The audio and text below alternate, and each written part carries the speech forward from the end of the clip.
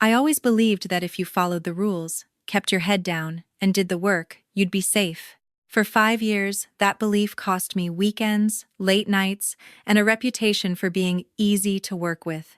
Then one Tuesday morning at 8:17 a.m., I opened an email with my name on a document I had never seen before.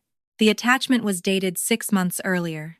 That's when I realized I wasn't being protected by the system. I was being set up by it. I used to think being reliable was a kind of armor. If you showed up early, answered emails fast, and never raised your voice, people left you alone. They trusted you. They didn't question your motives. In my world, that was the closest thing to safety. I'm a compliance analyst for a regional insurance firm based just outside Columbus, Ohio. Not a glamorous job. I read policies, audit claims, flag inconsistencies, and document everything twice. Most people don't even know what compliance does until something goes wrong. That invisibility suited me. I liked being the person behind the scenes, the one who fixed problems quietly so other people could move on with their lives. For years, that approach worked. Or at least, I thought it did. My days followed a rhythm that barely changed. I woke up at 5:45 a.m., poured coffee into the same chipped blue mug, and sat at my kitchen table scrolling through overnight emails. By 7:30, I was on the highway, merging into traffic with everyone else who believed routine equaled stability. I wore neutral colors, spoke carefully in meetings, and took notes even when I wasn't expected to. People described me as solid, dependable, and my least favorite compliment, low maintenance. At work, I was the one managers handed things to when they didn't want drama. "Can you just take a look at this?" they'd say, lowering their voice. Or, "We need this cleaned up before it goes any further." I never asked why. I never asked who else had touched it first.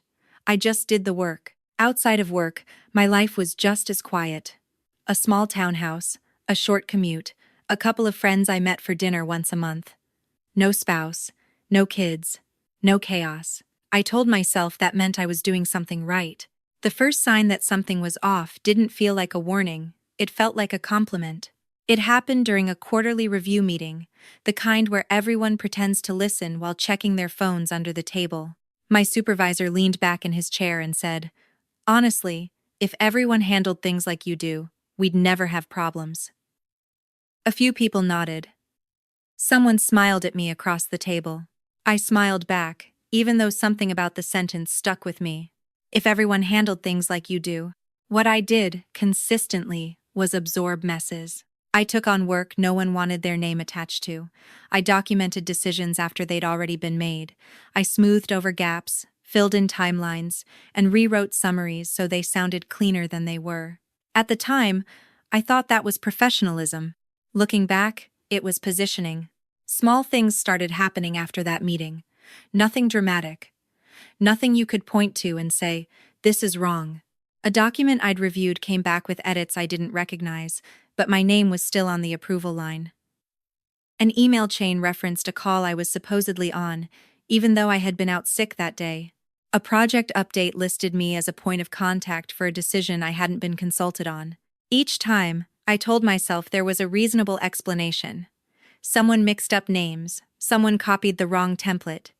Systems weren't perfect. People made mistakes. And when I gently asked about it, the responses were always friendly. "Oh, that. It was already like that when it came to me. Must have been a versioning issue. Don't worry, you're covered." Covered. That word came up a lot. At home, I started noticing how tired I felt, not physically, but mentally. I'd lie awake replaying conversations, trying to remember exactly what I had said, what I had agreed to, what I had only listened to. I began saving copies of things to a personal folder, not because I suspected anything, but because it felt responsible, like keeping receipts even when you trust the store. One night, I stayed late to finish an internal audit summary. The office was almost empty, lights dimmed, cleaning crew carts rattling down the hallway. I printed the final version, stapled it, and slid it into the outgoing tray. As I did, I noticed a sticky note on the desk beside the printer. It wasn't addressed to anyone. Just 4 words written in block letters. "Make sure she signs."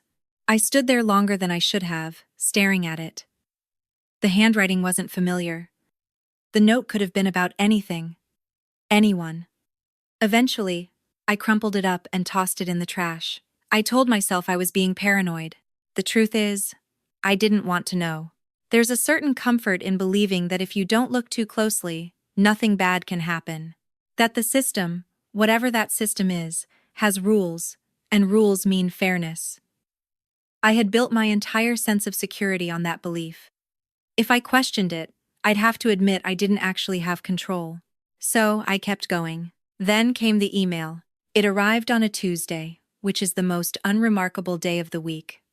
Not a Monday disaster, not a Friday surprise. Just Tuesday, 8:17 a.m. Subject line: Updated documentation. Please review. Expectations. With it is odors. I opened it between sips of coffee, expecting another routine attachment. Instead, I saw my full name at the top of a memo addressed to senior leadership. Under it, a summary of a decision I supposedly authorized regarding a disputed claim payout. A claim I had reviewed months earlier and explicitly flagged for further investigation. The language was confident, final, clean. I scrolled down, heart picking up speed, and saw the attachment history. The document had been finalized 6 months ago. Approved, filed, my digital signature embedded at the bottom.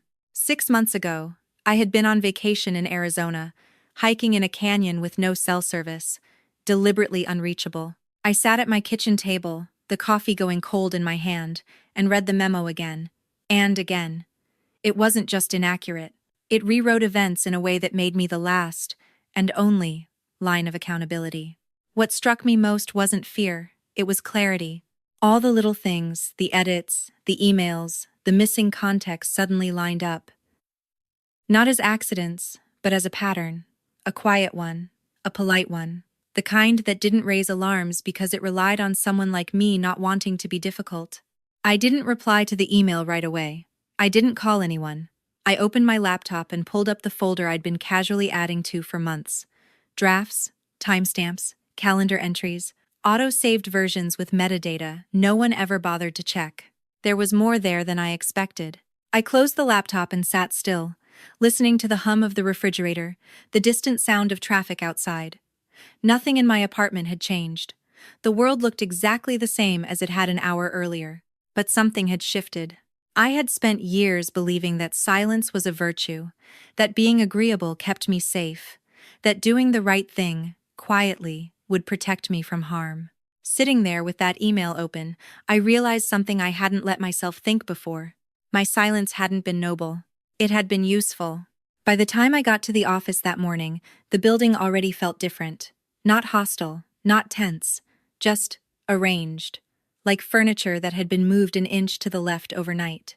You couldn't point to it, but you felt it in your body. Our office sat in a low concrete complex tucked behind a strip mall, the kind of place you'd never notice unless you worked there. Beige walls, blue carpet, framed mission statements no one read anymore.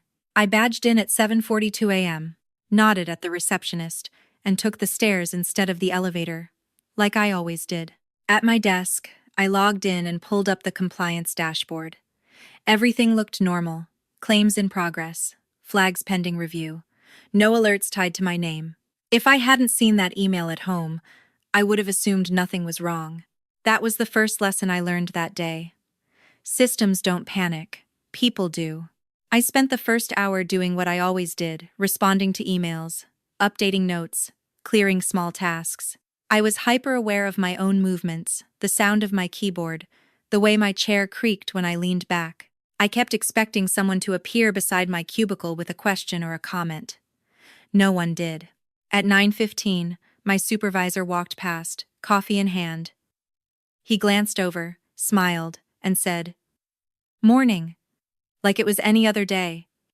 The casualness of it made my stomach tighten. At 10:03, I finally opened the memo again, this time on my work screen. I read it slowly, not as myself, but as an outsider, as someone in leadership who needed a clean explanation. It was written well. That was the unsettling part. The language flowed. The timeline made sense if you didn't know it was false. Whoever had finalized it understood exactly how much detail to include and how much to leave out. This wasn't sloppy, it was careful. I pulled up my calendar from 6 months earlier. The vacation was there in black and white. Approved PTO, automatic out-of-office replies saved in the system. Then I opened the file properties on the memo. Creation date. Edit history. The signature wasn't a scanned image. It was embedded, authenticated. I felt a flicker of something that might have been anger, but it didn't settle. What settled was something colder. I thought back to the unspoken rules of our department. No one ever wrote them down, but everyone followed them. Rule 1. Don't escalate unless you're sure. Rule 2. Handle things internally. Rule 3. Be a team player. Being a team player, I'd learned, meant absorbing risk quietly. It meant stepping in when things got messy and smoothing the edges so leadership didn't have to answer uncomfortable questions. It meant trusting that if you did that long enough, someone would look out for you. No one had ever said that out loud. But it was reinforced in 100 small ways. In who got invited to meetings, in whose names appeared on summaries, in who was praised for keeping things moving, and who was labeled difficult.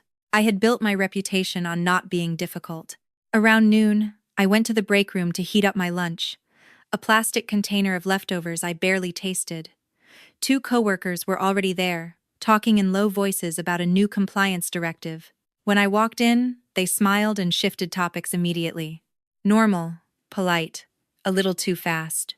I sat at the small round table and scrolled through my phone, not really reading anything. I kept thinking about the phrase, "You're covered." How many times I'd heard it, how often I'd accepted it without asking what it actually meant. After lunch, I had a one-on-one scheduled with my supervisor. It had been on the calendar for weeks, a routine check-in. I considered canceling it, or confronting him directly, or saying nothing at all. In the end, I did what I always did. I showed up. His office was small and neat, a glass wall facing the hallway. He gestured for me to sit and launched into updates about department goals and upcoming audits. I listened, nodded, took notes. When he paused, I asked, casually, "Hey, quick question. That memo on the disputed claim, do you remember when that was finalized?" He didn't hesitate.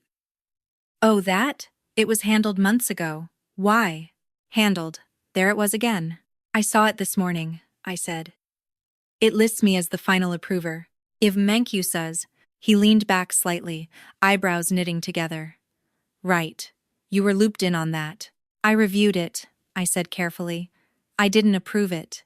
There was a beat of silence, just long enough to register. "Huh," he said. "That's strange." He swiveled to his computer, clicked around, then shrugged. "These things get messy. A lot of hands in the pot." I was out of the office when it was finalized. Another pause, shorter this time. "Well," he said, smiling in a way that didn't reach his eyes, "the important thing is the issue is resolved. No one's questioning it now." I waited for him to say more, to acknowledge the problem, to offer reassurance. He didn't. Instead, he said, "You've always been great about supporting the team. I appreciate that." There it was. The reward. Appreciation. Offered in place of protection. I left his office feeling lighter and heavier at the same time. Lighter because I understood something I hadn't before. He wasn't going to fix this. He didn't need to. The system was working exactly as designed.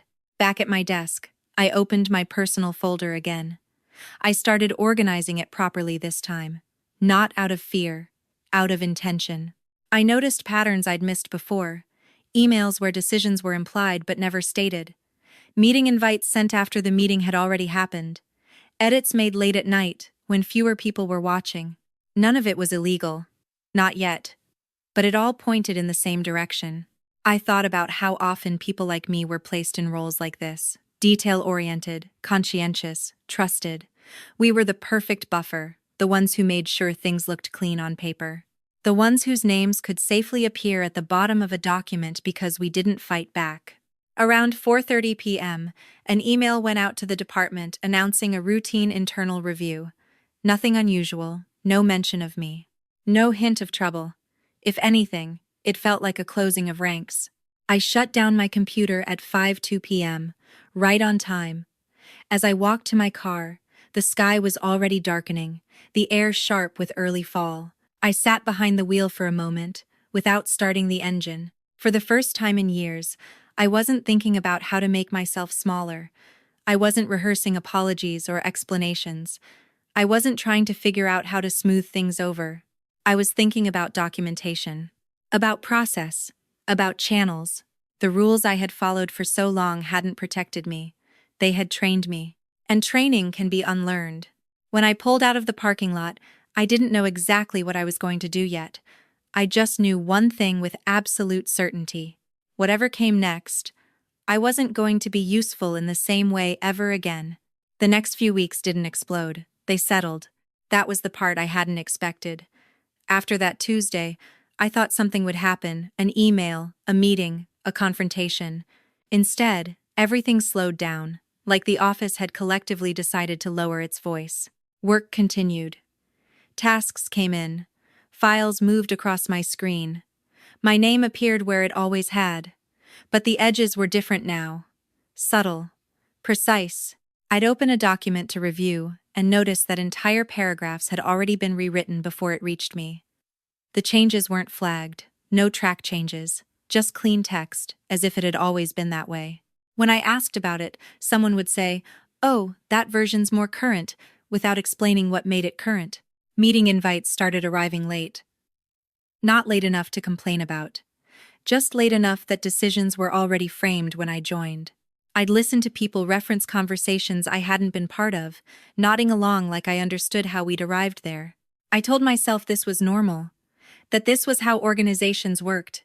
People moved fast, information lagged, you adapted, but adaptation, I was learning, has a cost. One afternoon, I was reviewing a batch of claims flagged for irregularities when I noticed something odd. A case number I recognized, one I had escalated months earlier, had been closed. The notes indicated the issue was resolved internally, with compliance approval. Compliance approval meant me. I opened the audit trail. My name was there again. Same signature. Same timestamp format. Different date. I checked my calendar. On that date, I had been in a training session across town. Signed in, photographed, accounted for. I didn't feel panic this time. I felt a tightening, like something being wound too far. I started documenting everything, methodically, not emotionally. I saved versions, took screenshots, exported logs. I noted times, dates, discrepancies. I didn't tell anyone I was doing it. I didn't ask permission. I didn't announce concern. I watched. What became clear was that no single person was responsible. Or maybe everyone was, just a little. A manager would forward something, assuming it had already been cleared. A colleague would tweak language to align with leadership expectations. Someone else would finalize a file under the assumption that compliance had signed off, because compliance always did. And I always had. The system didn't need a villain. It needed a constant, someone predictable, someone whose name could absorb weight without cracking. Me. The strange thing was how reasonable everyone seemed. No one acted like they were doing anything wrong. In fact, they often framed their actions as protective. We don't want this to spiral. Let's keep this contained. There's no need to make a bigger issue out of it. Contained, bigger issue, spiral. Those words were always used in the same direction, never upward. I started noticing how often people praised discretion, how quickly criticism followed anyone who asked too many questions. There was a woman in legal, smart, sharp, who pushed back on a reporting discrepancy during a cross-functional meeting. The room went quiet. The conversation moved on without her. A week later, she was reassigned to a less visible project. No one said why. No one had to. At home, my evenings changed. Instead of zoning out in front of the TV, I sat at my dining table with my laptop open, reviewing logs. I labeled folders carefully. I backed everything up twice. Once to a hard drive, once to a cloud account not tied to work. I didn't feel like I was building a case. I felt like I was finally seeing the shape of something that had always been there. The violations weren't dramatic. They were procedural, technical, plausibly deniable. That was the genius of it. Everything lived in gray space. Enough ambiguity to avoid alarms. Enough structure to point blame downward if needed. One Friday afternoon, an email came in from leadership thanking the team for handling recent compliance matters efficiently. My name was mentioned in the third paragraph, praised for diligence, for thoroughness. I stared at the screen longer than necessary. That praise wasn't protection. It was insulation. If anything surfaced later, my documented diligence would be used as evidence that proper steps had been taken, that nothing was amiss. I thought about the way people talked about me: reliable, solid, low maintenance. Low maintenance didn't mean valued. It meant manageable. The deeper I looked, the clearer it became that I wasn't being excluded. I was being positioned. My role wasn't to decide, it was to legitimize, to make things official after the fact. I remembered the sticky note by the printer, make sure she signs. I hadn't signed anything new, but my name had been placed where a signature would normally go. That was even better. A digital proxy. A paper shield. One evening, as I was leaving the office, I ran into a colleague from another department in the parking lot. We chatted casually about work, about the weather. Then she said, offhandedly, "You must have thick skin. I'd hate being in your position." I froze. "What position?" She looked confused. "Compliance. You take the fall for everything, right?" She laughed, like it was a joke, like it was common knowledge. I laughed too, because that's what you do when you don't want to draw attention. But the sound felt wrong in my mouth. That night, I didn't open my laptop. I sat on my couch, lights off, listening to the hum of the refrigerator and the ticking of the wall clock. I thought about how easily a reputation can become a trap, how being trusted can turn into being used. I thought about how many times I'd told myself, "This is fine, this is normal, this is just how it works." Normal is a powerful anesthetic. The violations kept coming. Small, precise, always just enough to shift responsibility without triggering resistance. And I let them accumulate, not because I was afraid, but because I needed to understand the full shape of the machine. I needed to know where the pressure points were, who benefited, who looked away, who truly didn't know. There was a temptation, in those moments, to confront someone, to pick a name, to demand an explanation. But I resisted it. I wasn't angry enough to be reckless. Not yet. What I was becoming was careful. One afternoon, as I was organizing my notes, I realized something unsettling. If I stopped doing my job, really stopped, not just slowed down, the system would stall, decisions would hang, files would back up, questions would surface. They needed me, not as a person, as a function, and functions can be replaced or sacrificed. That's when I understood that the real violation wasn't the forged approvals or the edited documents. It was the assumption beneath all of it, the assumption that I would never say no, never step out of line, never force anyone to look directly at what they were doing. They hadn't silenced me by force. They'd counted on my cooperation. By the end of that month, I wasn't scared. I wasn't even angry in the way I'd imagined anger would feel. I was alert, focused, aware. I had stopped asking myself whether something was wrong. I was asking myself how far it went and what would happen when it stopped. What made it hardest to see was how polite everything remained. No one raised their voice. No one slammed doors or sent angry emails. The tone of the office stayed calm, professional, almost gentle. If anything, people became nicer to me, more smiles, more "thanks for jumping on this," more praise for my flexibility. That was when I understood the next layer of the problem. Disrespect, when done well, doesn't feel like an attack. It feels like appreciation with conditions. I started to notice how often people spoke for me in meetings, not over me, around me. Someone would say, "Compliance is comfortable with this," and the room would nod before I could open my mouth. If I clarified, the response was always the same. "Right, that's what I meant." As if the correction didn't matter. Emails went out, summarizing decisions with my name copied in. Not because I had been involved, but because my presence implied legitimacy. I became a stamp, a box to check, a signal that things were safe to move forward. And because I didn't object, because I'd trained everyone to expect calm cooperation, no one thought twice about it. The strangest part was how often I was thanked for absorbing discomfort. I don't know how you deal with all this, someone said one afternoon as they handed me a file that was already overdue. You're so steady, another added. If this were me, I'd lose my mind. They said it like a compliment. Like resilience was something you proved by tolerating unfairness quietly. I thought about the language people used when they talked about conflict. Messy, unproductive, not worth it.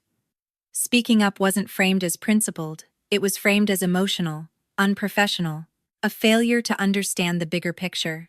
The bigger picture, I was learning, was always someone else's comfort.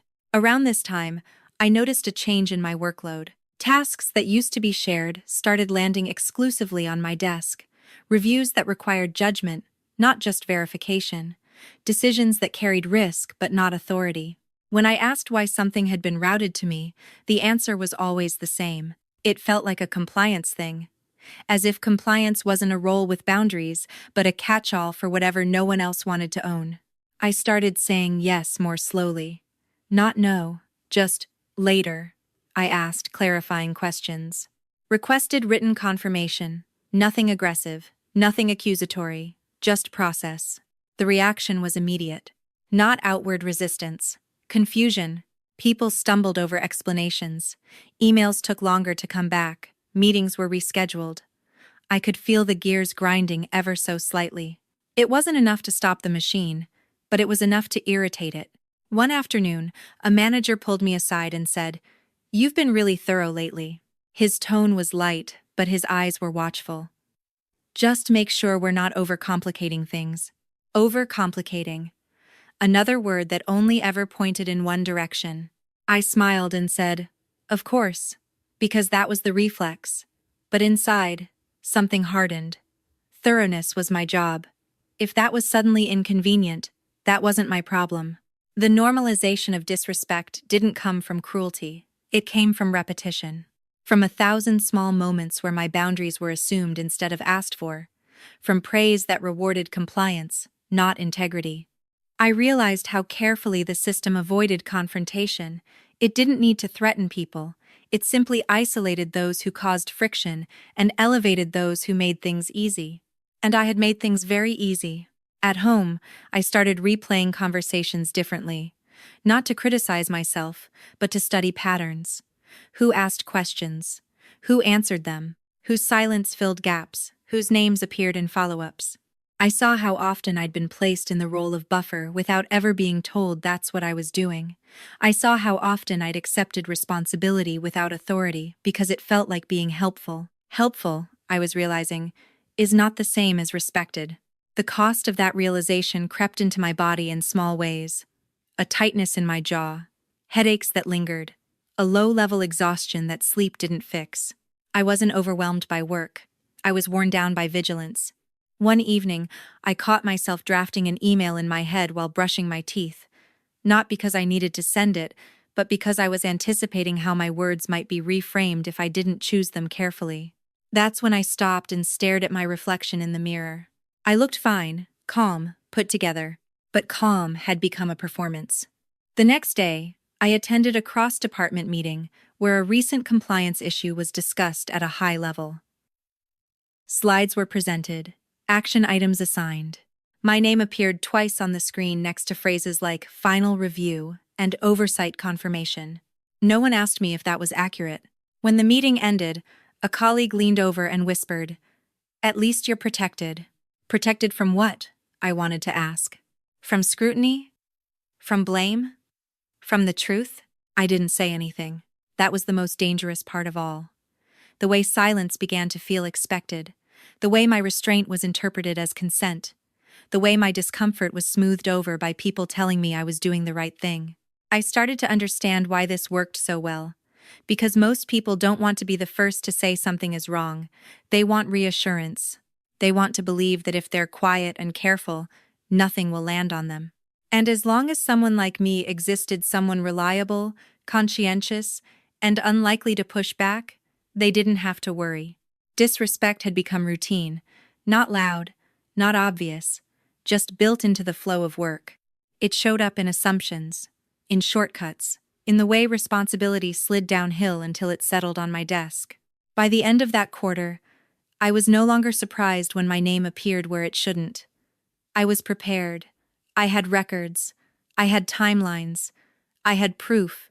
What I didn't have yet was a plan. And maybe more importantly, I didn't yet know what it would cost me to stop playing the role everyone had assigned me so neatly. Because the truth was, being dependable had earned me something. Not safety, but access. Visibility into the parts of the system most people never saw. And once you see that clearly, you can't unsee it. The question that began to form, quietly but insistently, was no longer whether the system was fair. It was whether I was willing to keep protecting it at my own expense. The cost didn't arrive all at once. It seeped in.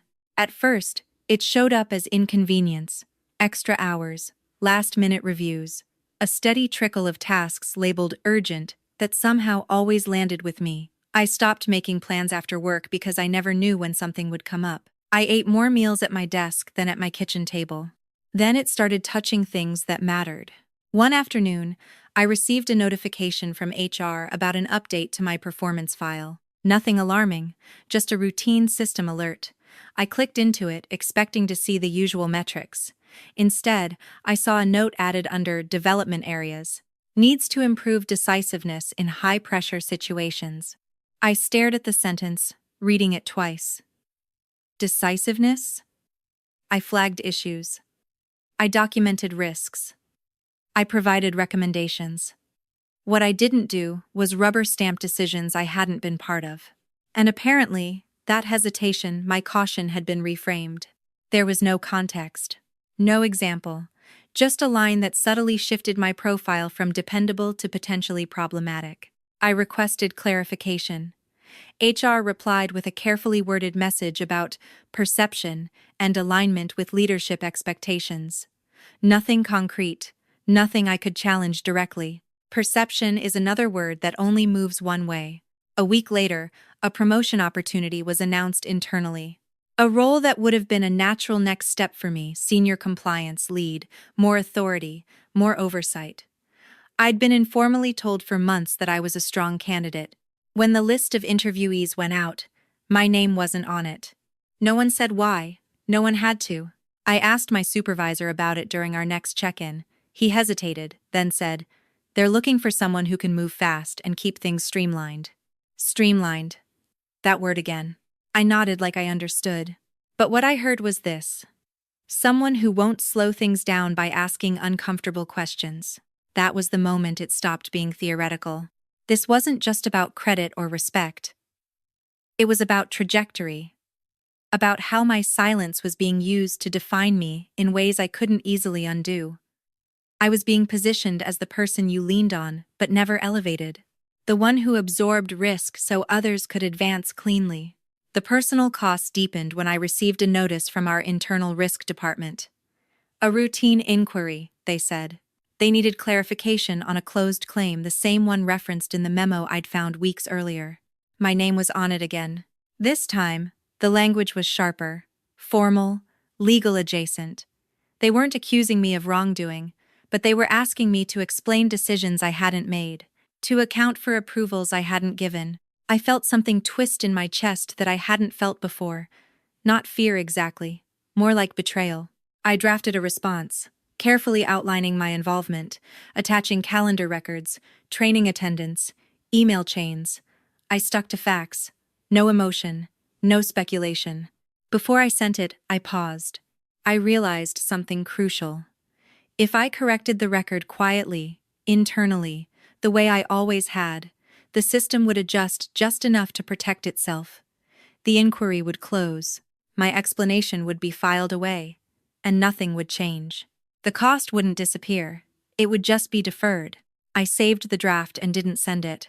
That decision followed me home that night. I barely slept. My mind kept cycling through possibilities. What if I was overreacting? What if this was the wrong moment? What if pushing back now made everything worse? Those questions were familiar. I'd asked them every time I'd felt the edge of something being wrong. They were the questions that kept me compliant. The difference now was that the consequences were no longer hypothetical.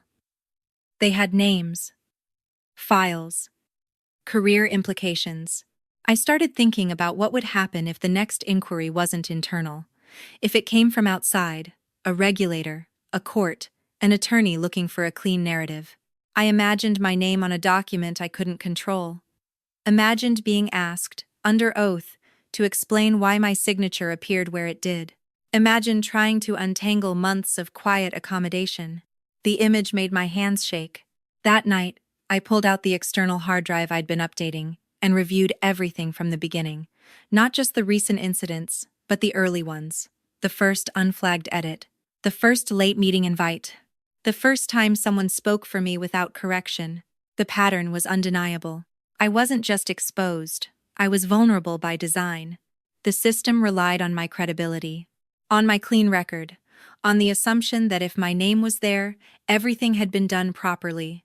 That assumption protected everyone else until it didn't. And when it didn't, it would land on me. The realization was sobering. All this time, I'd believed that professionalism meant restraint, that loyalty meant discretion, that doing the right thing quietly would eventually be recognized. What I was learning was that silence doesn't age well. It doesn't accumulate interest. It doesn't turn into protection over time. It turns into liability. The next morning, I went to work with a new awareness. Every interaction felt sharper. Every request carried weight. I noticed how often people avoided putting things in writing, how frequently decisions were implied instead of documented. They trusted me to fill in the gaps, to make things look complete. I stopped doing that. Not dramatically, not openly. I simply refused to assume. If something wasn't clear, I asked for clarification in writing.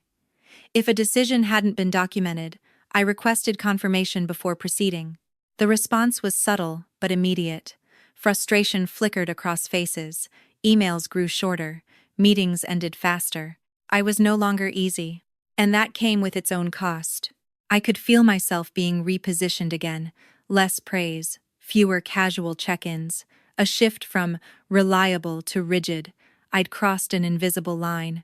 That night, as I sat alone in my living room, the weight of it settled in. I was standing between two versions of my life. One where I continued as I had, hoping the risk never fully landed on me, and one where I acknowledged what was happening and accepted the consequences of disrupting it. Neither option felt safe anymore, but only one felt honest. The personal cost had finally come into focus. It wasn't just time or opportunity or reputation. It was the slow erosion of my ability to trust my own role, to believe that doing my job well would protect me instead of endanger me. I realized then that whatever choice I made next would define more than my career. It would define the line I was willing to draw around myself. And once you see the cost clearly, pretending you don't becomes its own kind of decision. The trigger didn't arrive with drama. It arrived with formatting.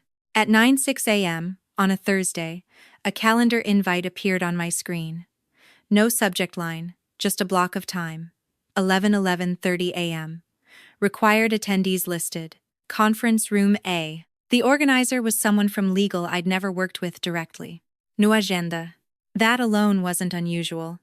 What made my stomach drop was the attachment. A single PDF, titled Preliminary Findings. I didn't open it right away. I stared at the file name, the gray paperclip icon, the way the cursor blinked as if urging me forward. The office hummed around me, keyboards clicking, phones ringing, someone laughing 2 rows over. Everything sounded too normal. When I finally opened the PDF, I understood why there hadn't been an agenda. The document was clean, polished, numbered sections, neutral language. It outlined a process failure related to the disputed claim, the same one that had followed me like a shadow for months. It described deviations from protocol, lapses in oversight, and insufficient documentation. And it named me. Not in bold. Not accusatory. Just there, woven into the narrative as the final checkpoint. The one who should have caught the issue. The one responsible for ensuring compliance standards were met. There was a sentence near the end that made my vision blur for a moment. Based on available records, compliance provided final approval. Available records. I scrolled back up, heart pounding, and checked the version history embedded in the file. The PDF had been exported 2 days earlier. The draft had circulated internally for a week. I hadn't been included. The meeting wasn't to ask questions, it was to formalize a conclusion. I closed the file and sat very still, hands folded in my lap, like movement itself might give something away. This was the moment everything I'd been watching from the edges snapped into place. This was why my name had been placed so carefully, why my silence had been rewarded, why my questions had started to irritate people. The system wasn't just using me as insulation anymore. It was preparing to hand me the bill. At 10:58 a.m., I walked into conference room A. The room smelled faintly of dry erase markers and burnt coffee. 3 people were already there, 2 from legal, 1 from risk. No one from my immediate team. They greeted me politely, offered me a chair, asked if I needed water. The meeting started exactly on time. One of the attorneys summarized the findings, his voice even, measured. No accusations, no raised eyebrows, just facts as they'd been framed. He spoke as if the narrative were settled, as if this were a formality before moving on. When he finished, he looked at me and said, "We'd like to give you a chance to respond. A chance to respond to something that had already been written." I felt the room narrow. The walls seemed closer. I could hear my own breathing, steady but shallow. "I wasn't involved in finalizing this claim," I said, keeping my voice level. "I reviewed it initially and flagged concerns. I did not approve its closure." The attorney nodded, as if he'd expected that answer. "We understand that's your position. Position, not fact," he continued. "However, the documentation we have indicates otherwise." I asked, "May I see the documentation?" They slid a printed packet across the table. Copies of emails, memos, screenshots, each one carefully selected, each one technically accurate and contextually misleading. My name appeared where it shouldn't. My responses were quoted without surrounding questions. Timestamps were present, but not the absences between them. It was a story, and it was convincing. I realized then that this wasn't a misunderstanding, it was a strategy. They had built a version of events that required my cooperation to remain plausible, and my cooperation had already been assumed. I took a breath. "I have records that contradict this," I said. The room went quiet, not tense, but alert. "What kind of records?" one of them asked. "Calendar entries, training logs, metadata showing document edits occurred while I was out of the office, versions that predate the approvals attributed to me." They exchanged a glance. Subtle. Quick. "That's something we can review," the attorney said. "For now, this is a preliminary discussion." Preliminary. Another word that softened the blow without changing its direction. The meeting ended with polite thanks and assurances they'd follow up. I walked out of the room with my posture intact, my face composed. Only when I reached the stairwell did my hands start to shake. This was the moment I'd been circling. The moment where quiet correction would no longer be enough, where internal explanations would be absorbed and neutralized. They weren't asking me to clarify. They were inviting me to accept responsibility gracefully. At my desk, I pulled up the draft response I'd saved days earlier and read it with new eyes. It wasn't wrong, it just wasn't sufficient. Sending it now would slot neatly into their process. It would be acknowledged, considered, and ultimately outweighed by available records. I closed the draft and opened a new document. This time, I didn't write defensively. I wrote precisely. I listed dates, attached files, explained systems. I referenced audit trails by name. I included screenshots of metadata that couldn't be edited without leaving fingerprints. I didn't send it. Instead, I saved it as timeline, personal, because something else had shifted. I understood now that the trigger wasn't the meeting itself. It was the realization that if I stayed inside the system's preferred channels, my truth would always be filtered through someone else's priorities. They controlled the narrative because they controlled the venue. I went home early that day, claiming a headache. It wasn't a lie. My head throbbed with the weight of it all. I sat at my kitchen table, laptop open, the timeline document staring back at me. I thought about escalation, about formal complaints, about internal whistleblower policies buried deep in the employee handbook. And then I thought about what had happened to the legal analyst who spoke up months earlier. Reassigned, quietly sidelined, technically unharmed but professionally diminished. The system didn't crush dissent, it diluted it. I realized that whatever I did next, had to be deliberate. It couldn't be reactive. It couldn't be emotional. It had to change the frame entirely. This wasn't about clearing my name anymore. It was about deciding whether I would continue to lend my credibility to a structure that was preparing to sacrifice me. The trigger had been pulled. Not by malice, by procedure. And procedure, I was learning, can be just as dangerous when it's designed to move forward without stopping to ask who gets left behind. That night, I slept badly. Not because I was afraid of losing my job, though that fear was there. I slept badly because I knew that when morning came, I would have to choose. Not between right and wrong, but between comfort and consequence. And once you see the moment for what it is, you don't get to pretend it hasn't arrived. I didn't wake up with a plan. I woke up with a list. It wasn't written down yet, but it existed in my head with a clarity that surprised me. Not a to-do list in the usual sense, more like an inventory. What I had, what I could prove, what could not be argued away. For the first time since all of this started, I wasn't reacting. I was assessing. I made coffee and sat at my kitchen table, laptop open, but I didn't log into work. I logged into my personal cloud storage. The folder I'd been building quietly over months was there, plain and unremarkable. No dramatic label. No red flags. Just files. I started opening them one by one. Email headers with full routing paths. Calendar exports showing meeting invites sent after decisions were already logged. System-generated audit trails with immutable timestamps. Screen recordings of version histories that showed edits occurring while my status was marked out of office. None of it was explosive on its own. That was the key. This wasn't a smoking gun. It was a mosaic. I realized something important as I worked. I hadn't collected this evidence out of suspicion.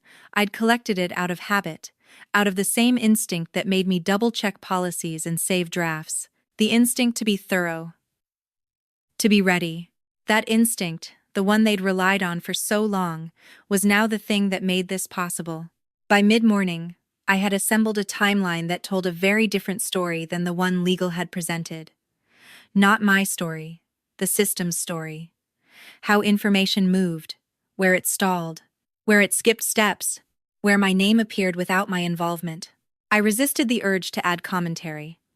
No opinions, no accusations, just sequence. At one point, I noticed something I'd missed before, a pattern in the metadata of several documents tied to the disputed claim. They'd all been edited from the same user account during late-night hours. Not a personal account, a shared administrative profile used by senior staff when they didn't want changes traced to a specific individual. I sat back in my chair, staring at the screen. That wasn't negligence.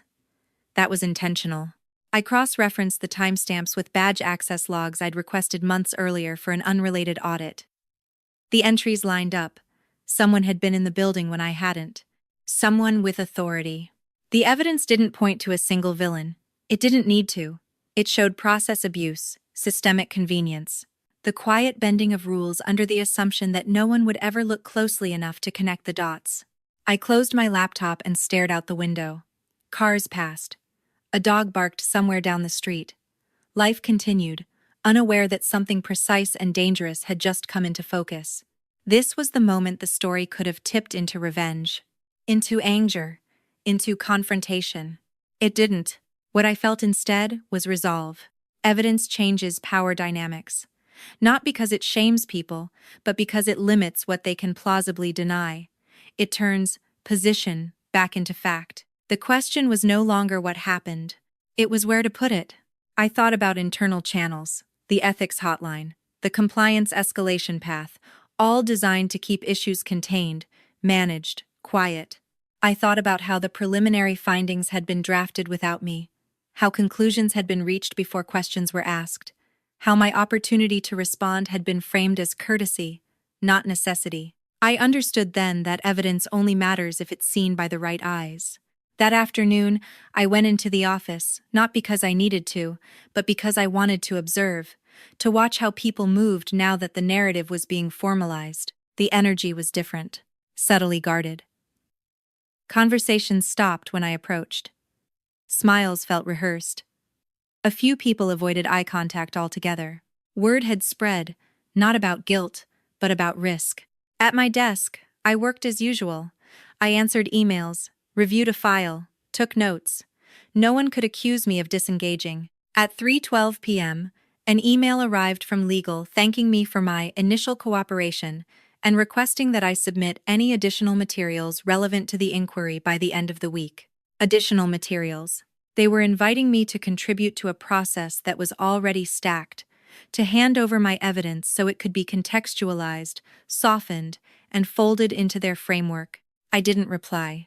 Instead, I forwarded the email to my personal account and added it to the timeline. That evening, I pulled out the employee handbook and scrolled to the section most people never read: whistleblower protections, external reporting, regulatory obligations. It was all there, written in careful language. The company's promise to protect those who reported concerns in good faith, a promise I now understood was only as strong as the pressure behind it. I wasn't naive enough to think there would be no consequences. There always are. Systems protect themselves.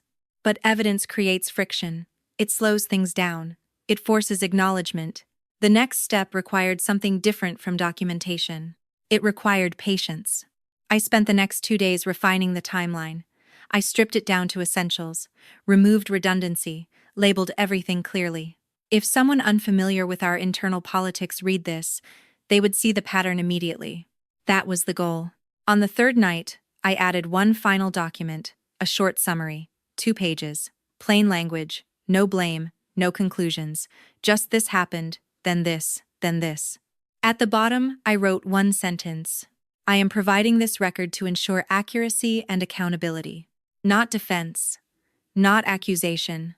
Accountability. I saved the file and closed my laptop. For months, I had lived inside ambiguity, letting discomfort accumulate because naming it felt risky. The evidence had done something unexpected. It had clarified my own position. I wasn't trying to burn anything down. I wasn't trying to win. I was trying to make sure the truth existed somewhere it couldn't be quietly edited. The next morning, I woke up before my alarm. Heart steady. Not calm. Focused. I knew what the next step was. Not because it felt righteous, but because it was the only one that made sense. If I stayed silent now, with all of this in front of me, the cost wouldn't just be professional, it would be moral. I would know exactly how the system worked and choose to let it continue.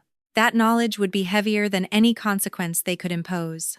I got dressed, grabbed my bag, and left the apartment without looking back. The evidence wasn't a weapon, it was a line. And once a line is drawn, you don't step back over it pretending you never saw it. The hardest part wasn't deciding what I could prove. It was deciding what I was willing to damage by proving it. Once the evidence was organized, once the pattern was undeniable even to me, a different kind of weight settled in. Not fear, responsibility, the kind that doesn't come with clear instructions. I spent days walking around with 2 truths in my head. The first was simple: if I stayed silent now, the narrative would solidify without me. The preliminary findings would become final. My name would remain attached to decisions I hadn't made. My career would narrow quietly, politely, until I was boxed into a corner I couldn't escape. The second truth was harder. If I spoke up the wrong way, the damage would spread far beyond me. This wasn't a single bad actor. It wasn't even a small group conspiring in a dark room. It was a structure that rewarded speed over accuracy, loyalty over integrity. People had benefited from it without thinking too hard about how. Some genuinely didn't know. Others suspected, but told themselves it wasn't their place to question. If I escalated, it wouldn't just expose misconduct. It would force a reckoning. I thought about the junior analysts who worked under me. People just starting their careers, trusting that the systems they were learning were legitimate. I thought about the woman in risk who had confided once, quietly, that she sometimes felt uneasy signing off on things she hadn't fully reviewed. I thought about the legal analyst who had been reassigned after speaking up, how everyone pretended not to notice. What would happen to them? I knew how these things played out. Investigations led to freezes. Freezes led to restructuring. Restructuring led to layoffs that were framed as strategic. I could already hear the language forming. Unintended consequences. Necessary adjustments. Moving forward. If I pushed this into the open, People who had never harmed me directly might lose their footing. Some might lose their jobs. Some would resent me, even if they never said it out loud. And then there was the question I didn't want to ask myself. What if the system survived anyway? What if all I accomplished was becoming a cautionary tale? The person people mentioned quietly when advising others to keep their heads down. The example used to reinforce the very silence I was trying to break. I carried these questions with me everywhere. To the grocery store, on walks around my neighborhood, into the shower, where I stood under the water longer than usual, letting the sound drown out my thoughts. There was no version of this where I walked away untouched. One evening, I sat at my kitchen table with the evidence open in front of me and tried to imagine the future if I did nothing. Tried to picture myself 5 years from now, still employed, still careful, still absorbing risk. The image was unsettling in a quiet way. I saw myself explaining gaps I didn't create, watching opportunities pass me by because I wasn't aligned, carrying a reputation that had been shaped without my consent. Most of all, I saw myself knowing exactly why it had happened and knowing that I had allowed it. That realization hit harder than any threat could have. There's a difference between being unaware and being complicit. I had crossed that line the moment I fully understood what was happening. Silence, from here on out, wouldn't be neutral. It would be a choice. I also thought about the people who had set this in motion, not as villains, but as professionals operating within incentives. They weren't monsters. They were efficient. They believed they were protecting the organization, keeping things from getting messy. They probably told themselves that someone like me could handle it, that I'd clean it up, like always, that I'd understand. That assumption was the core of it. They assumed my discomfort mattered less than their stability. The moral dilemma wasn't whether I was right. That part was clear. The dilemma was whether doing the right thing justified the fallout. I remembered something my father used to say when I was younger. He worked in a manufacturing plant, union job, strict rules. If a system only works when everyone looks the other way, he'd say, it doesn't actually work. At the time, I thought it was just something he said, a principle, abstract and distant. Now it felt uncomfortably specific. I opened my laptop again and read through the whistleblower policy. External reporting options, regulatory agencies, legal protections, written carefully enough to promise safety without guaranteeing it. They all came with warnings. About confidentiality, about retaliation, about how outcomes couldn't be predicted. In other words, proceed at your own risk. I closed the policy and stared at the wall, my reflection faintly visible in the dark screen. I didn't look brave. I didn't feel heroic. I felt tired of carrying something that wasn't mine to carry. That was the moment the dilemma resolved itself not into clarity, but into inevitability. If I stayed silent, I would protect the organization at the expense of myself and anyone who came after me. The pattern would continue, refined by experience. If I spoke up, I would disrupt something that depended on quiet compliance. People would be angry, some would be hurt, the system would resist. But at least the truth would exist outside of internal narratives. I thought about the evidence sitting neatly organized, waiting. It wasn't accusatory. It didn't demand punishment. It simply told a story the system hadn't intended to tell. I realized then that I wasn't deciding whether to blow things up. I was deciding whether to stop helping them pretend nothing was wrong. That distinction mattered. The next day at work, someone stopped by my desk and asked, casually, if I'd sent my materials to legal yet. The tone was friendly, almost encouraging, like they were doing me a favor by reminding me. Not yet, I said. They nodded. Just don't wait too long. These things have a way of resolving themselves. Resolving themselves. I smiled politely after they left, then sat back in my chair and exhaled slowly. That was the lie at the center of everything. That problems resolve themselves, that truth surfaces on its own, that fairness is automatic. None of that happens without someone paying a price. The question wasn't whether there would be a cost, it was who would pay it. That afternoon, I didn't send the evidence. Not yet. But I did something else. I drafted a message not to legal, not to my supervisor, not to anyone inside the building. I addressed it carefully. I attached nothing. I asked a simple question about reporting obligations and external review processes. I didn't hit send immediately. I let it sit there, cursor blinking at the end of the sentence. This wasn't a dramatic moment. No music, no speech, just a decision crystallizing. I understood now that the story wasn't about me being wronged. It was about what happens when systems rely on people like me to stay quiet, and what it costs when someone finally doesn't. The evidence had shown me the truth. This decision would show me who I was willing to be when the truth became inconvenient. And once you reach that point, there's no neutral ground left to stand on. The decision didn't feel like courage. It felt like alignment. Once I accepted that silence was no longer neutral, the question of if faded. What remained was how. Not impulsively, not emotionally, not in a way that could be reframed as a misunderstanding or a personality conflict. I needed to choose a path that didn't ask the system for permission to examine itself. I started by doing something I had avoided for months. I stopped trying to be discreet, not loud, not confrontational, just precise. I replied to legal's email, thanking them for the request and confirming that I was preparing a complete record. I didn't attach anything. I didn't argue. I simply stated that the materials would require appropriate review outside of the preliminary framework already drafted. The wording mattered. Outside. Preliminary. Within minutes, I received a response asking for clarification. I didn't provide it. Instead, I asked a question of my own, whether the company had notified the relevant regulatory body of the process failure referenced in the findings. That question hung there, unanswered.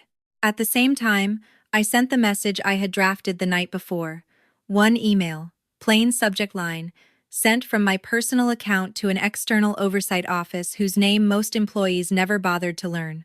I didn't accuse anyone. I didn't demand action.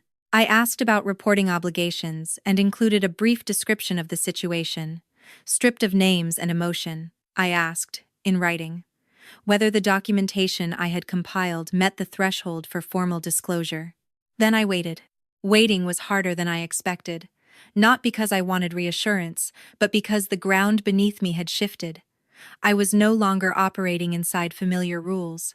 The comfort of routine was gone, replaced by uncertainty that couldn't be smoothed over with professionalism. At work, the atmosphere tightened. People were still polite, but their questions became more pointed. How's everything going? Anything we should know about? It was concern dressed as curiosity. Information seeking without accountability. I kept my answers neutral. I'm reviewing documentation. I'm responding through appropriate channels. Nothing more. The response from the oversight office came 2 days later. It was brief, direct. It acknowledged my inquiry and confirmed that based on what I had described, external disclosure was not only appropriate but required. They provided instructions, secure upload links, a reference number. No fanfare, no reassurance, just process. I sat in my car during lunch, reading the email again, hands resting on the steering wheel. This was the moment the decision became irreversible. Uploading the evidence would change the context entirely. It would take the story out of internal control and place it somewhere designed to ask different questions. Questions that didn't prioritize convenience or optics. I didn't do it right away. Instead, I drove home that evening and laid everything out one last time. The timeline, the files, the summary. I read it as if I were seeing it for the first time, as if I were the one tasked with evaluating it. It held. There were no leaps, no assumptions, no dramatics, just facts that refused to line up the way they were supposed to. I thought about the people who might be affected, the ones who had benefited unknowingly, the ones who had stayed quiet because that's what you do when you want to survive. I thought about how easy it would be to rationalize stopping here, to tell myself I'd done enough, that raising the question was sufficient. But questions without follow-through are just noise. At 9.4.min, I logged into the secure portal and began uploading the files. Each progress bar felt heavier than the last, not because I doubted the choice, but because I understood the cost. Once this was submitted, I wouldn't be able to control how it unfolded. The system would respond. People would react. Stories would be told about me that I wouldn't be able to correct. When the final document uploaded, the portal displayed a confirmation message and a timestamp. I took a screenshot and closed my laptop. The next morning, the first shift came. I arrived at work to find a meeting invite waiting in my inbox. Emergency session, leadership, legal, risk, my name included. This time, there was an agenda. I didn't attend. Instead, I replied that I was unavailable pending guidance from external oversight regarding ongoing disclosure obligations. The words felt strange to type, formal, distant, protective. Within minutes, my phone rang. My supervisor. I let it go to voicemail. He sounded different in the message. Not angry, concerned, urgent. He said we needed to talk, that things were getting complicated, that he wanted to understand my perspective. Perspective. That word had lost its meaning. By noon, HR requested a meeting, then legal, then someone from senior leadership I had never interacted with directly. The system was mobilizing not to correct itself, but to contain the disruption. I didn't meet with any of them. I forwarded the requests to my personal account and added them to the record. That afternoon, I received confirmation from the Oversight Office that my materials had been received and were under review. They advised me to refrain from internal discussion until further notice. For the first time in months, I felt something loosen in my chest. Not relief. Certainty. I went home early again, this time without an excuse. As I drove, I realized something unexpected. I wasn't afraid of losing my job. I was afraid of going back to pretending. The following days were a blur of formal communication. Notices, instructions, carefully worded emails reminding me of confidentiality obligations, subtle suggestions that cooperation would be looked upon favorably. I complied with exactly what was required, nothing more, nothing less. People stopped stopping by my desk. Conversations ended when I walked into rooms. The space around me widened, as if I'd become radioactive. I didn't take it personally. Isolation was part of the mechanism. It made examples without needing to say anything out loud. What surprised me was how calm I felt. The decision had already been made. The rest was logistics. One evening, as I was packing up, I caught my reflection in the darkened office window. I looked the same posture, same neutral expression, but I wasn't the same person who had walked in months earlier, believing that being reliable was enough. I had stepped out of the role they'd built around me, not loudly, not dramatically, just decisively. I didn't know how this would end, whether the system would absorb the shock and move on, whether consequences would land where they should, but I knew this. The narrative was no longer theirs alone, and that, more than anything else, changed the balance of power. Once you choose alignment over acceptance, there's no going back to being useful in the way that makes everyone else comfortable. The decision was done. What came next would be the aftermath. The counterstrike didn't look like resistance. It looked like procedure. There was no confrontation, no raised voices, no dramatic walkout. What unfolded instead was a series of emails, formal notices, and calendar blocks that quietly rearranged the balance of power. 2 days after I submitted the materials, the Oversight Office issued a formal request to my employer.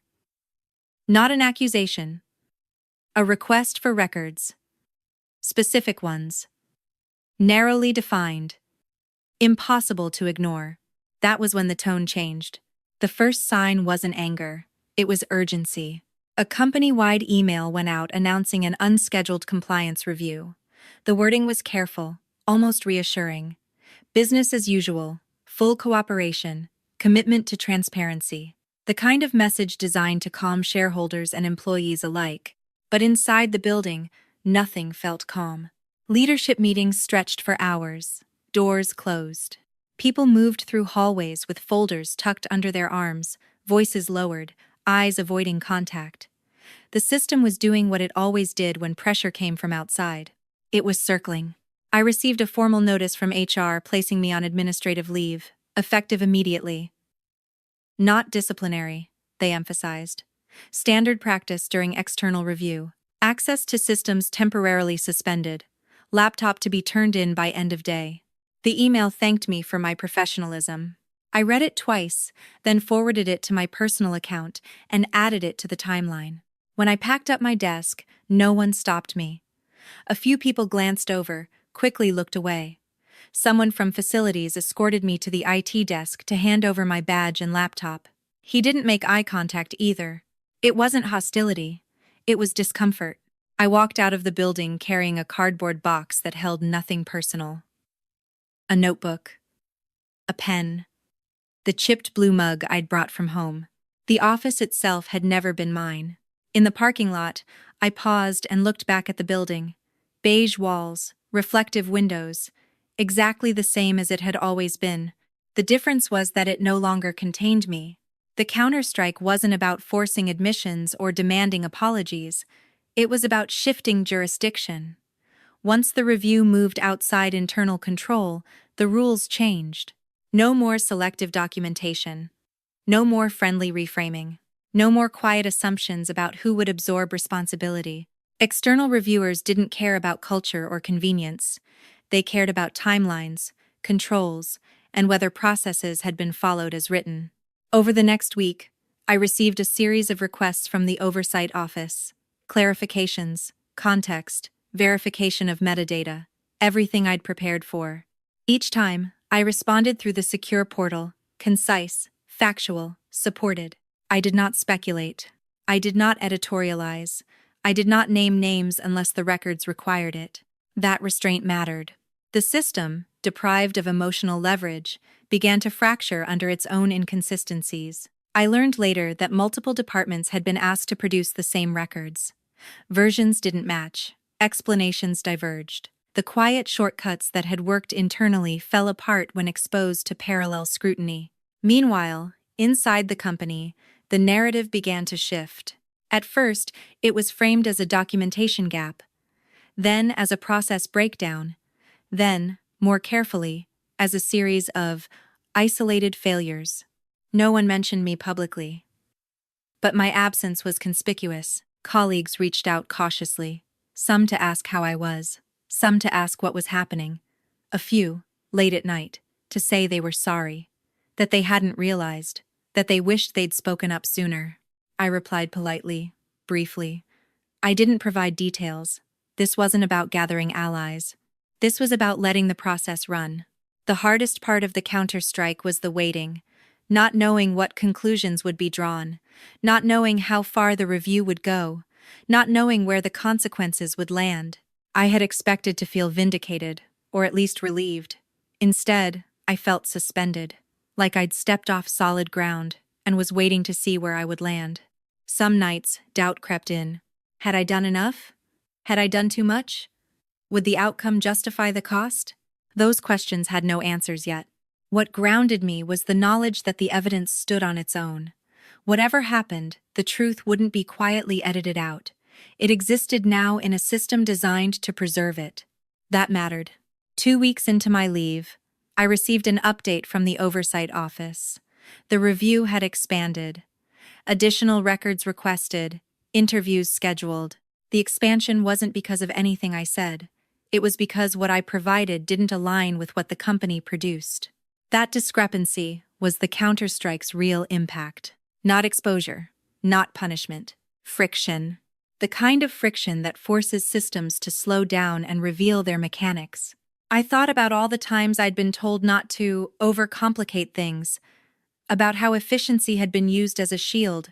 Now, complexity was unavoidable. Around the same time, news began to circulate internally about leadership changes. A senior manager placed on leave, another reassigned, officially unrelated to the review. Unofficially, no one believed that. The organization wasn't collapsing, it was adjusting, protecting itself, shedding weight where it could. I understood then that the system would survive this. Systems usually do. They adapt. They rebrand. They update policies and training modules. What mattered wasn't whether it survived. What mattered was whether the pattern could continue unchanged. The counterstrike wasn't designed to burn the place down. It was designed to interrupt a mechanism that relied on invisibility. And it had. One afternoon, as I was organizing my files at home, I realized something unexpected. The fear I'd been carrying for months, the fear of retaliation, of being labeled difficult, of losing everything had lost its grip. Not because nothing bad could happen, but because the worst thing already had. I had seen how the system worked. I had seen how easily integrity could be bent when someone else was willing to carry the weight. I had lived with that knowledge long enough to know I couldn't go back to pretending. Whatever happened next, whether I returned to my job, left it, or was pushed out entirely, I wouldn't be the same kind of asset again. I wouldn't be silent by default.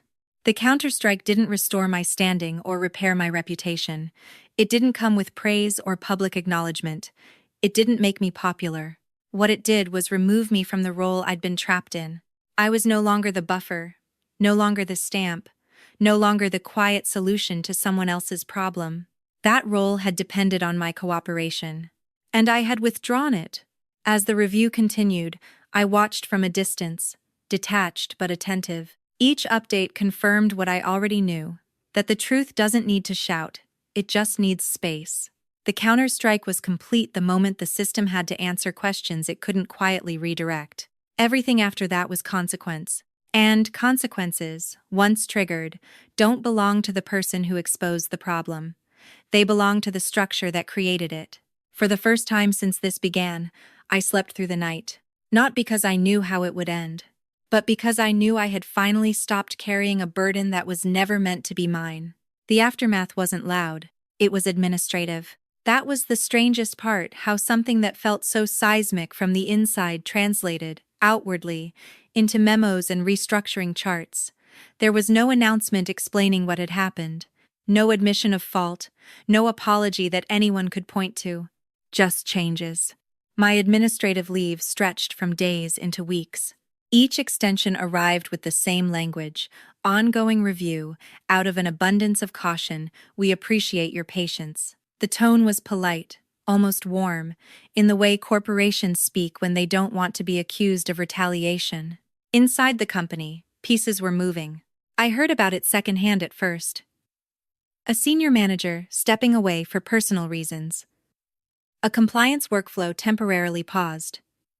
An internal training scheduled for all leadership on documentation standards. None of it was framed as a response to the review, but everyone understood the timing. People who had once been untouchable suddenly weren't in meetings anymore. That's how power shifts most often. Not with firings, but with absences. Former colleagues reached out sporadically. Some messages were careful and distant, checking in without saying much. Others were unexpectedly honest. One person wrote, "I didn't realize how much you were carrying until it stopped being invisible." Another admitted they'd always assumed compliance had signed off on things because it was easier not to ask. Those messages didn't bring satisfaction. They brought something closer to grief.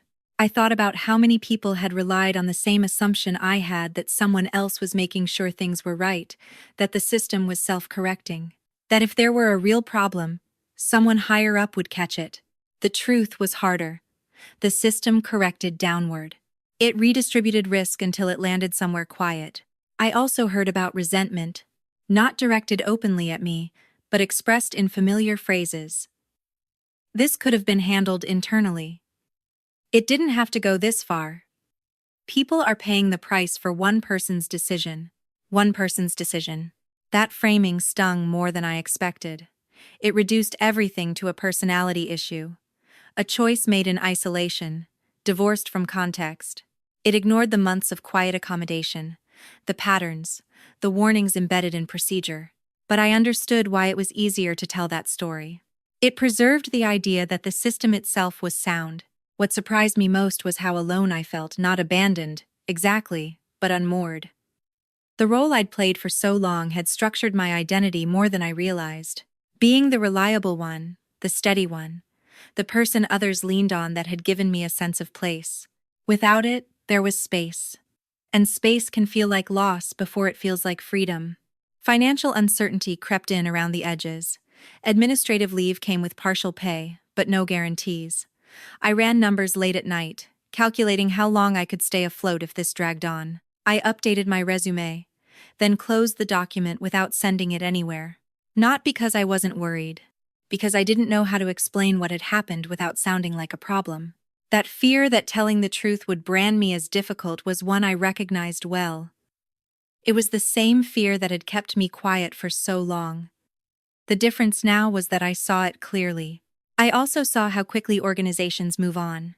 A new interim lead was appointed. Emails resumed their normal cadence. Projects restarted with slightly adjusted processes.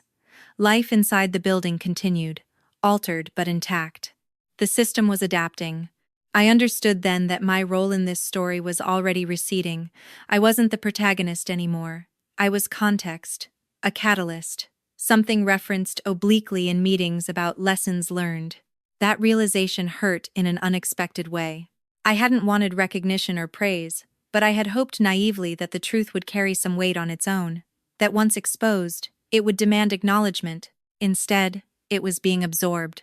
This is the part no one tells you about doing the right thing in a system that values continuity above all else. You don't become a hero. You become inconvenient. And once the inconvenience is managed, you're quietly set aside. There were days I questioned whether it had been worth it. When I received a notice that my role was being reevaluated as part of broader structural changes, I stared at the screen for a long time. The language was neutral, legal, impossible to argue with. They weren't firing me. They were dissolving the space I used to occupy. Friends outside of work asked how things were going. I gave vague answers, still in review, waiting to hear. I didn't want to explain the nuance, the way accountability works when no one wants to claim it. I didn't want to sound bitter. But there were moments, quiet ones, alone in my apartment when anger surfaced. Not at specific people, but at the ease with which responsibility slid away from where it belonged. I thought about the junior analysts again. About whether the changes would actually protect them, or just teach them to be more careful about whose name ended up where. I wondered if the system would simply find another buffer. That thought unsettled me more than losing my job ever could. And then, unexpectedly, something shifted.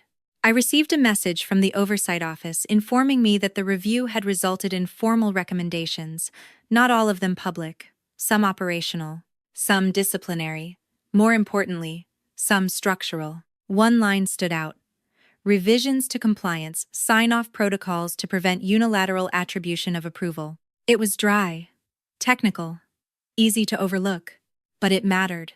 That single change meant that no one's name could be used as cover without explicit confirmation. It meant the mechanism that had relied on my silence would no longer function the same way. I sat back in my chair and closed my eyes. The system hadn't been dismantled, but a lever had been removed. That was the trade-off, I realized. You don't get to decide how justice looks. You only get to decide whether you participate in a lie. A few days later, I was informed that my position would be eliminated as part of a realignment. Severance offered. No admission of wrongdoing. No mention of the review. It was clean, professional, final. I didn't fight it. Walking out for the last time, I felt a mix of sadness and relief. Sadness for the years I'd spent believing that reliability was enough. Relief that I no longer had to perform calm while carrying someone else's risk. In the weeks that followed, I took time. More than I'd planned. I slept. I walked. I let my nervous system settle after months of vigilance. I thought about what came next, not in terms of job titles, but in terms of boundaries. What I knew now couldn't be unlearned. I knew how systems reward silence. I knew how easily professionalism can be weaponized. I knew what it costs to step out of line, and what it costs not to.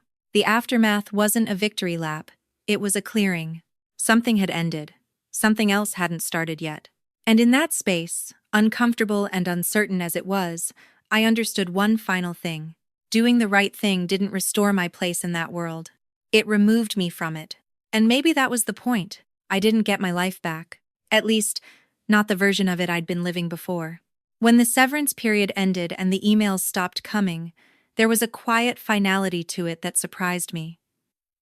No dramatic exit. No lingering conversations. One day I was still waiting for updates, and the next day, I wasn't expected to be anywhere at all. For a while, I didn't rush to fill the space. I let mornings stretch. I drank my coffee slowly, standing by the window instead of hunched over a laptop. I walked without headphones, listening to the sounds of my neighborhood cars starting, a neighbor dragging a trash bin to the curb, kids yelling somewhere down the block. Normal life, ordinary life. It took time to realize how tightly wound I'd been, how much of my energy had gone into anticipating reactions, choosing words carefully, making myself predictable so other people could feel comfortable. Without that constant calculation, I felt lighter, and strangely, more exposed. People asked what happened at my last job. I learned to answer simply. There was a compliance review. My role was eliminated afterward. It was true, it was also incomplete. But I wasn't interested in rehearsing explanations that would only invite judgment or curiosity. I wasn't hiding anymore. I was choosing where to spend my honesty. A few weeks later, I received an email from someone I didn't recognize. A junior analyst at another company. She said she'd heard about the review through professional channels, not gossip, but training updates and policy revisions. My name hadn't been mentioned, but the situation had. She wrote that she'd recognized the pattern immediately, that she'd been in a similar position, quietly cleaning things up, assuming that was just how work worked. She asked how I'd known when to stop. I stared at the message for a long time before replying. I didn't give her advice. I didn't tell her what to do. I told her what it had cost me to wait. I told her what it felt like to realize that silence had become a tool others used against me. And I told her that no system changes on its own. She wrote back a day later. Just one sentence. Thank you for making it harder for them to pretend. That was when the final twist of all this became clear to me. The story hadn't ended with my job, or the review, or the policy changes buried in procedural language. It hadn't even ended with me walking away. It ended somewhere quieter. In the fact that someone else saw the pattern sooner than I had. In the fact that a mechanism that relied on invisibility had been forced, at least briefly, into the light.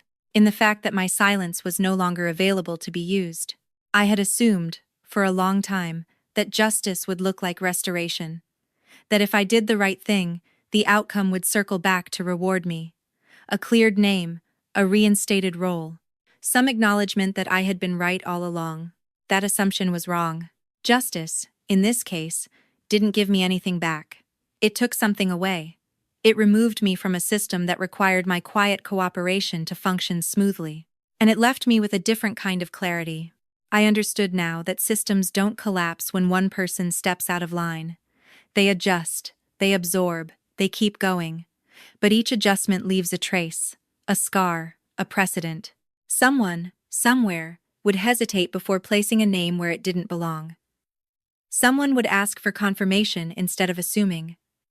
Someone would pause before telling another person to just handle it, not because they were braver, because it was harder not to notice anymore. I didn't become a cautionary tale the way I'd feared. I became something less visible and more enduring. A reference point. There were days I missed the certainty of my old routine. The clean lines of a calendar filled with meetings. The identity that came from being needed. Letting go of that wasn't easy. It still isn't. But I don't miss the constant tension, the feeling that one wrong move or one moment of honesty could undo everything. What I have now isn't stability in the traditional sense. It's something closer to alignment. My actions no longer require translation. My silence isn't mistaken for consent. My professionalism isn't a cover for someone else's shortcuts. I learned, too late perhaps, that being easy to work with can be dangerous when it means absorbing risk without authority. That reliability, without boundaries, becomes a liability. And that the most expensive thing you can give a system like that is your unexamined compliance. I don't tell this story because it ends neatly. It doesn't. There's no triumphant reveal, no moment where everything snaps into place and feels fair. I tell it because it shows a different kind of ending. One where you don't win, but you also don't disappear. One where the cost is real and personal and paid anyway. If there's anything I know for certain now, it's this. Silence isn't neutral. It's a resource. And the moment you stop supplying it, things begin to change quietly, unevenly, imperfectly. I didn't get my life back. But I made sure that the version of me who would have kept carrying someone else's burden no longer existed. And that, for me, was enough.